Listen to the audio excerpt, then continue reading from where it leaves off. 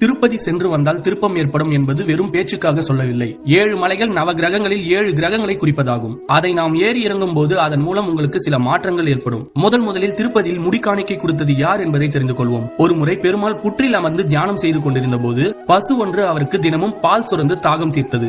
அந்த மாட்டின் சொந்தக்காரன் பசு வீணாக புற்றினில் பால் சுரப்பதைக் கண்டு கோபமுற்று தன் கையில் இருந்த ஆயுதத்தை எறிந்தான். அது புற்றினுள்ளே இருந்த பகவான் சீனிவாசன் மீது பட்டது. இதனால் அவர் தலையில் சிறு காயம் உண்டாகி தலையில் இருந்து கொஞ்சம் முடியும் சிதைந்தது. ஒருமுறை பெருமாளின் மகிமையை கேள்விப்பட்டு அவரை தரிசனம் செய்ய நீலா என்கிற நீலாந்திரி மலையின் இளவரசி வந்தாள். அப்போது பெருமாள் சயனித்திருந்தார். காற்றில் அவரின் முடி களைய தலையில் சிறு பகுதி முடியின்றி இருப்பதைக் கண்டு அதிர்ச்சி அடைந்தாள். இது பெருமாள் முகத்திற்கு ஒரு குறையாக இருப்பதாக உணர்ந்தாள். உடனடியாக தன் தலையில் இருந்த முடியை வேரோட வருமாறு வலிமையாக பிடுங்கினாள். அந்த முடிகளை முடிகளற்ற பெருமாளின் தலையில் வைத்து தன் பக்தி உண்மையானால் இந்த கேசம் ஒட்டி கொள்ளட்டும் என்று வேண்டிக் கொண்டாள். அடுத்த கணமே அந்த முடி அவர் தலையில் ஒட்டி கொண்டது. இதுவே திருப்பதியில் முடி காணிக்கை கொடுக்கும் தொடக்கமாகும்.